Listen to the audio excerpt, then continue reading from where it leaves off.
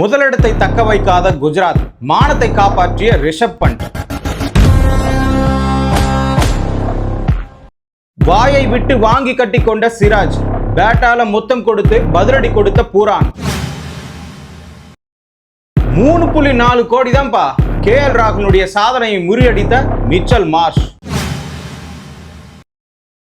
21 கோடியை ஒன்னிய நான் சும்மா வாங்கல, அடித்து காட்டிய நிக்கோலஸ் பூரான். ரிஷப் பண்ட் டீமை விட்டு அனுப்ப போறாங்க. பதிவு போட்ட நபரை ஆவேசமாக திட்டிய ரிஷப் பண்ட். மேலே குறிப்பிட்ட அனைத்தையும் இந்த தொகுப்புல முழுமையாக பார்ப்போம். குஜராத் டைட்டன்ஸ் அணிக்கும் லக்னோ அணிக்கும் இந்த இடத்துல போட்டி நடைபெற்றது. அதுவும் அகமதாபாத் மைதானத்துல டாஸை வின் பண்ணது குஜராத் அணி தான். அந்த அணி டாஸை வின் பண்ணி நாங்க சேஸ் பண்ண போறோம்னு சொன்னாங்க. இதற்கான காரணம் என்னன்னா, அகமதாபாத் பிட்ச் வந்து பேட்டிங்கிற்கு ஏதுவாக இருக்கும். எவ்வளவு இலக்க கொடுத்தாலும் அந்த இலக்க துருத்தது தான் எங்களுடைய வேலைன்னு சொல்லிட்டு கில் சொல்லியிருந்தாரு. அதுவும் இல்லாம இந்த இடத்துல முதல் இடத்தை தக்க வைக்கணும், அதுதான் எங்களுடைய குறிக்கோள். அப்படியும் இல்லாம ஒரு பக்கம் சாய் சுதர்சனோட நல்ல பார்ட்னர்ஷிப் இருக்குது. நாங்க களத்துல அதிகமா பேச மாட்டோம், ஆனா எங்களுடைய அந்த ஒரு விளையாட்டு திறமை எல்லாமே நேர்முகமாக தான் இருக்கும். அதுவும் இல்லாம ரெண்டு பேருக்குமே ஒத்து போகும்னு சொல்லிட்டு கில் அவர்கள் சொல்லியிருந்தாரு. ரிஷப் பண்ட் சைட்ல இருந்து என்ன சொன்னார்னா, நாங்க ஒன்னே பிளே ஆஃப்காக போராட போறது இல்ல, இந்த இடத்துல நாங்க சும்மா தான் விளையாடுறோம், இருந்தாலும் அடுத்த சீசனுக்கான ஆட்களை நாங்க இந்த இடத்துல கட்டமைக்க போறோம். அதுவும் இல்லாம இப்ப இருக்கக்கூடிய பிளேயர்கள், அதாவது வெளியில உட்கார்ந்து இருக்கக்கூடிய பிளேயர்கள் எல்லாரையுமே உள்ள இருக்கிறோம். முக்கியமான ஒரு நபர் திக்வேஷ் சிங், அவர் இல்லாததான் மிகப்பெரிய ஒரு குறைன்னு சொல்லிட்டு ரிஷப் பண்ட் சொல்லி இருந்தாரு. அதுவும் இல்லாம கில் அவர்கள், எங்களுடைய அணிக்காக நாங்க இளஞ்சிவப்பு நிறத்துல டிரெஸ்ஸை இப்ப போட்டிருக்கோம். இதற்கான காரணம் என்னன்னா, புற்றுநோய் விழிப்புணர்வுக்காக தான் இந்த ஒரு டிரெஸ்ஸை நாங்க போட்டு ஒரு பக்கம் விழிப்புணர்வை ஏற்படுத்தலாம்னு செயல்பட்டு கொண்டிருக்கிறோம் சொல்லிட்டு டிரெஸ்ஸை புதுசா சேஞ்ச் பண்ணியிருக்கிறாங்க. இதனை தொடர்ந்து ஒரு பக்கம் டாஸ் வின் பண்ணி ஃபீல்டிங்கை சூஸ் பண்ணியிருந்தாலும் லக்னோ அணி என்ன செய்ய போகிறது, அதுவும் இல்லாம சஞ்சீவ் கோயங்காவோட ஒரு பக்கம் கோவத்துல இருந்தாரு ரிஷப் பண்ட் மேல. தொடர் தோல்வி, இந்த தோல்வியின் மூலமாக பிளே ஆஃப் விட்டு வெளியே போயிடுச்சு. இருந்தாலும் டீமை விட்டு அனுப்ப போறாங்கன்னு சொல்லிட்டு ஒருத்தர் பதிவை போட்டிருந்தாரு. காசுக்காக நீங்க எந்த ஒரு டைட்டிலையும் போடுவாங்கன்னு சொல்லிட்டு ரிஷப் பண்ட் கூட கோபத்துல இருந்தாரு. அந்த மாதிரி டைட்டில் போட்டு சம்பாதிக்கிறதுல உங்களுக்கு என்ன பிரயோஜனம்? அப்படி நீங்க போடுறதா இருந்தாலும் அதுல 1% உண்மை இருக்கணும். அப்படி இல்லாத பட்சத்துல ஏன் நீங்க அப்படி பண்றீங்கன்னு சொல்லிட்டு அந்த இடத்துல திட்டி தீர்த்து இருக்கிறாரு அந்த பதிவை போட்டவர். லக்னோ சைடுல பொதுவா ஓபனர்ஸ் நன்றாகவே ஆடுவார்கள், ஆனா மிடில் ஆர்டர்ல ஏதோ ஒரு சொதப்பல் மூலமா தான் அந்த இடத்துல வெற்றியே கிடைக்காது. இந்த மாதிரி இருக்கக்கூடிய தருணத்துல இந்த வாட்டி எல்லாமே கரெக்டா அமைஞ்சிருச்சு, ஆனா பிளே ஆஃப் வாய்ப்பு தான் இந்த இடத்துல இல்லையே. அப்படி என்ன சரியா அமைஞ்சிச்சுன்னு கேக்குறீங்களா? மிச்சல் மார்ஷும் மார்க்ரமும் சரியான தொடக்கத்தை LSG அணிக்கு கொடுத்துட்டாங்க. அதுவும் இல்லாம 6 ஓவருக்கு பவர் பிளேல 53 ரன் கொடுத்தாங்க. மிச்சம் இருக்கக்கூடிய 14 ஓவர்ல 180 ரன் அடிச்சு கிட்டத்தட்ட 235க்கு 2 விக்கெட்டை மட்டும் இழந்திருந்தாங்க. இந்த இடத்துல குஜராத் அணி 236 அடிக்கணும். அதுவும் இல்லாம குஜராத் அணி மேல மிகப்பெரிய ஒரு நம்பிக்கை, எவ்வளவு டார்கெட் கொடுத்தாலும் அவங்க கிட்ட அடிக்கிற அளவுக்கு திறமை இருக்குதுன்னு சொல்லிட்டு எல்லா ஒரு கிரிக்கெட் வல்லுநர்களுமே விமர்சனம் செஞ்சிருக்காங்க. ஆனா இந்த இடத்துல மார்ஷ் வந்து 64 பாலுக்கு 117 ரன் அடிச்சிருப்பாரு, 10 4 8 6 அடிச்சிருப்பாரு. அதுவும் இல்லாம மார்க்ரம் கூட கொஞ்ச நேரம் பார்ட்னர்ஷிப் கொடுத்திருப்பாரு. 24 பாலுக்கு 36 ரன்கள். இப்படி எல்லாம் அடித்து இருக்கக்கூடிய ஒரு நிலைமையில தான் இந்த 53 பவர் பிளேல அடிச்சாங்க. கிட்டத்தட்ட 90 ரன்கள் 9வது ஓவர்ல. அந்த மாதிரி சமயத்துல மார்க்ரம் வந்து அவுட் ஆகிட்டு இருப்பாரு. சரி, அடுத்து வர நபர் கை கொடுப்பாரா? ஏன்னா நிக்கோலஸ் பூரான் தொடர்ந்து நடக்கக்கூடிய போட்டிகள் எல்லாம் தவறுதலாக ஷாட் ஆடி ஒரு பக்கம் அவுட் ஆயிட்டு வெளியே போயிட்டே இருந்தாரு. ஆரஞ்ச் கேப் ரேஸ்ல அவர் தான் முதலிடத்துல இருந்ததா கூட ஒரு தகவல் இருந்தது. ஆனா தற்பொழுது எல்லா மேட்ச்லயுமே தடுமாறி ஒரு பக்கம் ரன் கூட குவிக்க முடியல. இந்த மேட்ச்ல அடிப்பாரான்னு பார்த்தா கண்டிப்பா அடிச்சிருக்காரு. 27 பாலுக்கு 56 ரன் பொளந்து கட்டி இருக்கிறாரு. அதுவும் இல்லாம மார்ஷும் சரி, ஒரு பக்கம் பூரானும் சரி, சுக்குநூறா உடைச்சு எறிஞ்சிருக்காங்க GT அணியினுடைய பவுலர்களை. அதுவும் இல்லாம கடைசியாக வந்த ரிஷப் பண்ட் எந்த மேட்ச்லயுமே ஜொலிக்கல. இந்த மேட்ச்ல நாட் அவுட் தான் நிக்கோலஸ் பூரானும் சரி, ரிஷப் பண்டும் சரி. ஆனா இந்த இடத்துல நிக்கோலஸ் பூரானை விட ரிஷப் பண்ட் தான் அதிகமான ஒரு பவரை வச்சிருக்காரு. ஏன்னு கேட்டீங்கன்னா 2 6 6 பாலுக்கு 16 ரன், எதார்ச்சியான ஒரு ஷாட். இதெல்லாம் கிரிக்கெட்ல ரூல்ல இருக்கானே தெரியல, இதெல்லாம் எப்படி பிராக்டிஸ் பண்றதுன்னு கூட தெரியாது. அந்த மாதிரி ஒரு ஷாட்டை ரிஷப் பண்ட் அடிச்சிருக்காரு. இந்த இடத்துல GT-னுடைய பவுலர்கள் தான் மிக மிக அடி வாங்கியே இருக்கிறாங்க. இதுல மாற்றாக சிராஜ் மட்டும் அடி வாங்காம இருந்தாரு. 3 ஓவர் போடுற வரைக்கும் 3 ஓவரை சேர்த்து 17 ரன் தான். 4வதாக வீசப்பட்ட ஓவர், அதாவது 16வது ஓவர் வீச வந்தாரு. அந்த நேரத்துல 3 பாலுக்கு 2 பவுண்டரி, அதாவது நிக்கோலஸ் பூரான் ஒரு பவுண்டரி, மார்ஷ் ஒரு பவுண்டரி அடிச்சு வச்சிருந்தாங்க. அதோட சைலண்டா இருந்திருக்கலாம். அந்த இடத்துல சிராஜ் போயிட்டு பூரான் கிட்ட ஒரு விதாண்டவாதமாக சீன்ற மாதிரி இவரே போட்டு செயல்பட்டாரு. இந்த மாதிரி செயல்பட்டா ஒரு நபர் என்ன பண்ணுவாங்க, திருப்பி நீ என்னடா பேசுறதுன்னு சொல்லிட்டு அவங்க கிட்ட ஆர்கியூமெண்ட் போவாங்க. ஆனா பூரான் அவர்கள் அது எதையுமே செய்யல.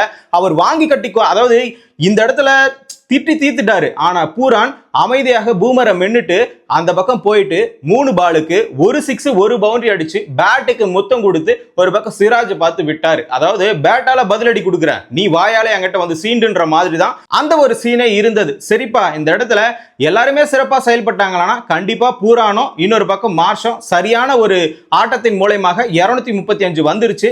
சோ இந்த இடத்துல இருந்து அவங்க ஜெயிக்கணும். அதுக்கு முன்னாடி பவுலர்ஸ் என்னதான் செஞ்சிருக்காங்கன்னு தெரியணும்ல.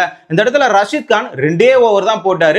ஒரு ஓவர்லயே நிக்கோலஸ் பூரான் இல்ல மார்ஷ் அவர்கள் 25 ரன் அடிச்சிருப்பாரு. கிட்டத்தட்ட 2 ஓவர்ல 36 ரன்களை ரஷீத் கான் ஓவர்ல பொளந்து எடுத்திருப்பாங்க. இந்த சீசன் முழுக்க அவர் சரியாவே அமையலன்னு சொல்லணும். அதுவும் இல்லாம இந்த பர்பிள் கேப் அந்த ஒரு ரேஸ்ல கூட இவர் இல்லாம இருக்கிறாரு. பிரசித் கிருஷ்ணா ஒரு பக்கம் 44 ரன் கொடுத்திருப்பாரு 4 ஓவருக்கு. இன்னொரு பக்கம் ரபாடா வந்து 45 ரன் கொடுத்திருப்பாரு 4 ஓவருக்கு. சிராஜ் 3 ஓவருக்கு 17. இந்த ஒரு ஓவர்ல அந்த கடைசி 4வது ஓவர்ல 20 ரன்களை கொடுத்து 37 ரன் அந்த இடத்துல கொடுத்திருக்கிறாரு.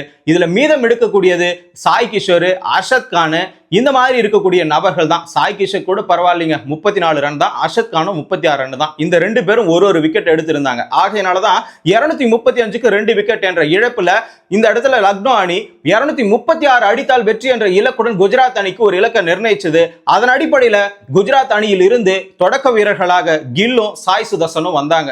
சரி, சாய் சுதர்சனும் கில்லும் ஓபனிங் பார்ட்னர்ஷிப் எப்பொழுதுமே ஒரு பக்கம் பிரம்மாண்டமா இருக்கும். இந்த பார்ட்னர்ஷிப்பை கழற்றுறது மிகப்பெரிய ஒரு அரிதுதான். ஏன்னா 617 ரன்களுடன் முதலிடத்துல இருக்கிறாரு நம்முடைய சாய் சுதர்சன். அதே மாதிரி 601 ரன்களுடன் கில் அவர்கள் 2வது இடத்துல இருக்கிறாரு. சரி, இதன் மூலமாக 2 பேருமே அதிக ரன்களை அடித்து ஒரு பக்கம் அந்த ஆரஞ்சு கேப் ரேஸ்ல மிகவும் முன்னோக்கி போயிடுவாங்க. ஒரு பக்கம் 963 ரன் விராட் கோலி அடிச்சதை இந்த வாட்டி சாய் சுதர்சன் பீட் பண்ணுவார், இல்ல கில் அவர்கள் பீட் பண்ணுவாருன்னு சொல்லிட்டு எல்லா கிரிக்கெட் வல்லுநர்களுமே எதிர்பார்த்து கொண்டிருக்கிறார்கள்.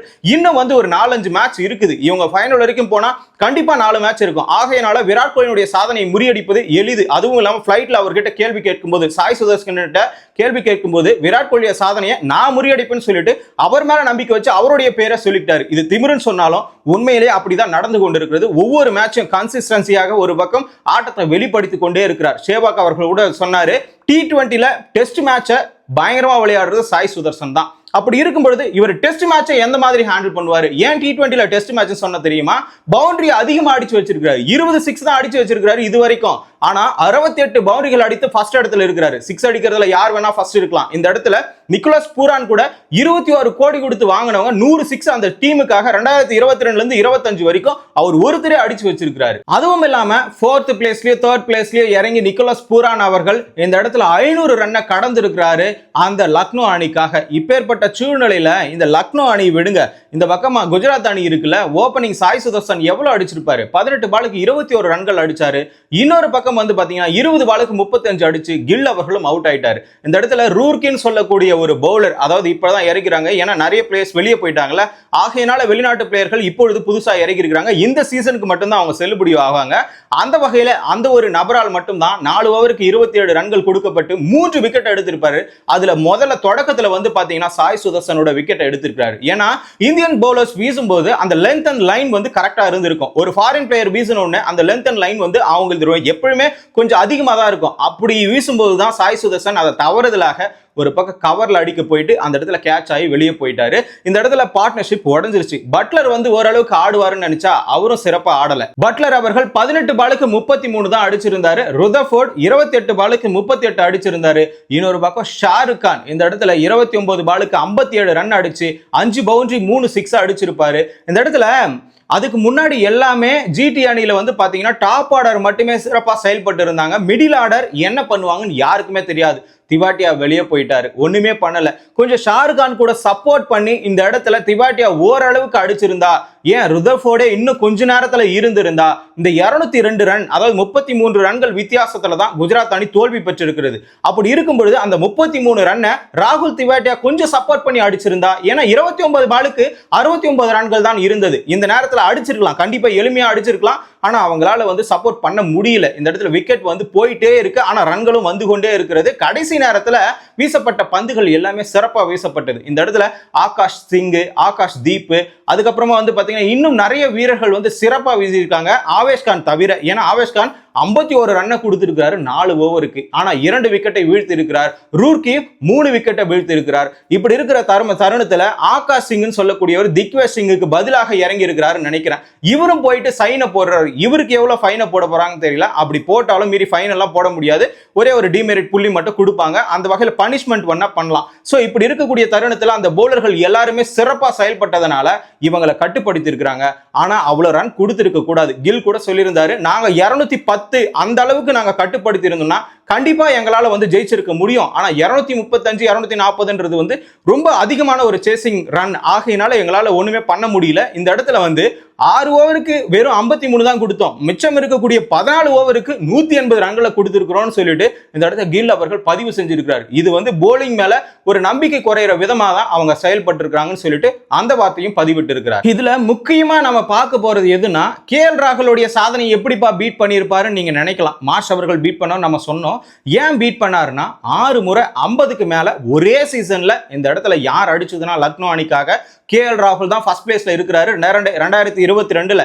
ஆனா தற்பொழுது அந்த இடத்தை பிடிச்சிருக்கிறது யாருன்னு பாத்தீங்கன்னா மிச்சல் மார்ஷ். இந்த சீசன்ல கிட்டத்தட்ட 650க்கு மேல அடிச்சு ஃபர்ஸ்ட் பிளேஸ் அவர் தக்க வச்சிருக்காரு.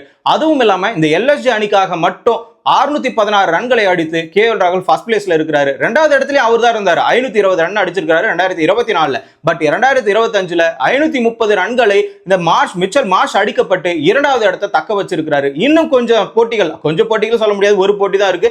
இதுல ஏதோ ஒன்று அடிச்சா, ஒரு 100 அடிச்சா கண்டிப்பா வந்து KL ராகுலினுடைய அந்த சாதனையை முறியடிக்க முடியுன்ற ஒரு எண்ணமும் இருக்கிறது. இந்த வகையில முழுக்க LSG அணியினுடைய சாதனைகள் பட்டியலிடப்பட்டாலும் இவங்க பிளே ஆஃப்க்கு வெளியே போயிட்டாங்க, ஒரு யூஸும் கிடையாது. அப்படி இருக்கும் பொழுது அடுத்த சீசனுக்காக தான் இது கட்டமைக்கப்படுகிறது அப்படின்ற ஒரு எண்ணம் தெளிவாக இருக்கிறது. ஏன்னு கேட்டீங்கன்னா ரிஷப் பண்ட் மேல மிகப்பெரிய ஒரு குறை. ஏன்னா போன மேட்ச்லயே வந்து பாத்தீங்கன்னா எழுந்து போயிட்டாரு சஞ்சீவ் கோயங்கா. அவ்வளவு கோபத்தை வந்து ஒரு ஓனரா கிரவுண்ட்லயே வெளிப்படுத்துறவர் யாருன்னா இந்த LSG ஓனர் சஞ்சீவ் கோயங்கா மட்டும் தான். 27 கோடிக்கு வாங்கி இருக்காங்க, 135 ரன் மட்டும் தான் 12 மேட்சுகள் அடிச்சிருக்காரு. இது யாராலையுமே ஏத்துக்க முடியாது. இவரை வித்துட்டா நிறைய வீரர்களை இங்க நாம வாங்கலான்ற ஒரு எண்ணம் அந்த ஓனருக்கு ஏற்பட்டிருக்கும்ன்ற ஒரு காரணத்தினால இந்த இடத்துல நிறைய யூடியூபர்ஸ் வந்து பதிவு போடுறாங்க. இந்த இடத்துல ரிஷப் பண்ட்டை வித்துட்டு இன்னும் 4 பிளேயரை கம்பீரமா வாங்க போறாங்கன்னு சொல்லிட்டு சஞ்சீவ் கோயங்கான்ற ஒரு பதிவு போட்டதுனால தான் இந்த இடத்துல ரிஷப் பண்ட் கூட கோவம் வந்தது. என்னடா இது, நீங்களா ஒரு நியூஸ் கிளப்புறீங்க, நாங்களாம் வெளியே போற மாதிரி இல்லடா. அப்ப அந்த 27 கோடி அப்படியே வச்சுக்கிட்டு அவர் உள்ள இருந்து வெளியே வரும்போதெல்லாம் ஒரு பிரஷரோட அழுத்தத்தோட வெளியே வருவார் போல. ஏன்னா டெல்லியில இருக்கும்போது சுதந்திரமா ஜாலியா என்ஜாய் பண்ணி விளையாடினவர் இந்த இடத்துல கட்டுப்பட்டு ஒரு பக்கம் வந்து ஒவ்வொரு மேட்ச் ஸ்ட்ரெஸ்ஃபுல்லாவே இருக்கிறாரு. இந்த வகையில இந்திய டீம்ல வேற இவர் எடுக்கணும்னா அது ஒரு சிக்கலாக இருக்கும். இவ்வளவு பெரிய பிரஷர்ல தொழில்முறை கிரிக்கெட்ல இந்த மாதிரி பாதிக்கப்படக்கூடாது. அப்படி இருக்கும்போது ரிஷப் பண்ட் அவர்கள் இன்னும் பிரஷரை குறைச்சிட்டு தெளிவா விளையாட ஆரம்பிக்கணும். அட்லீஸ்ட் கேப்டன் பதவியாவது விட்டு கொடுக்கணும். பேட்டிங்ல மட்டும் ஒரு பக்கம் ஃபோக்கஸ் பண்ணி அந்த ரன்களை குவிக்க ஆரம்பிக்கணும். அதுக்கப்புறமா கேப்டன்ஷிப் கூட எடுத்துக்கலாம். சோ இந்த வகையில LSG அணிக்கும் குஜராத் அணிக்கும் போட்டி நடைபெற்று இந்த போட்டியில குஜராத் அணி ஃபர்ஸ்ட் இடத்தை தக்க வைக்க முடியுமான்ற ஒரு கேள்விக்குறி. ஏன்னா கடைசி போட்டி வேற யாரு கூட, சென்னை சூப்பர் கிங்ஸ் கூட. சென்னை சூப்பர் கிங்ஸும் ஒரு பக்கம் சொல்லவே வேண்டாம், 17 வயசு 16 வயசு பாருங்க பசங்க எல்லாம் பொளந்து கட்டுறாங்க. அப்படி இருக்கும்போது அவங்களும் ஃபர்ஸ்ட் இடத்துல இல்ல, அந்த லாஸ்ட் இடத்துல இருந்து ஓரளவுக்கு வெற்றி பெற்று நம்ம முன்னாடி போனோம்னு நினைப்பாங்கல்ல. அப்படி இருக்கும்போது அவங்களும் வெற்றிக்காக காத்திருப்பார்கள். இந்த இடத்துல குஜராத் தோல்வியுற்றாலும் மீதம் இருக்கக்கூடிய RCB அணியும் பஞ்சாப் அணியும் தோல்வியுற்றா கூட மீதம் இருக்கக்கூடிய 2 போட்டிகளையும் இந்த இடத்துல மும்பை அணி ஒரு வெற்றி பெற்றால் கூட 2வது இடத்துக்கு வந்து இந்த இடத்துல அவங்க ஃபர்ஸ்ட் 2 இடத்துல இருப்பாங்க. அடுத்த மேட்ச் வேற அவங்களுக்கு வாய்ப்பு இருக்கும் பிளே ஆஃப்ல தோல்வியுற்றால் கூட. இப்படி இருக்கும் பொழுது இப்ப இனி நடக்கக்கூடிய போட்டிகள்ல இந்த 4 பிளே ஆஃப் அணிகள் இருக்கிறது. இந்த அணிகள்ல யார் முதல் 2 இடத்தை அடிப்பாங்கன்னு சொல்லிட்டு நீங்க கமெண்ட்ல சொல்லுங்க. அடுத்து நடக்கக்கூடிய போட்டிகளுடைய கிரிக்கெட் நிகழ்வுகளை நீங்க தெரிஞ்சுக்கணும்னா தமிழரசன் பாரிவல் சேனல்ல சப்ஸ்கிரைப் பண்ணிக்கோங்க.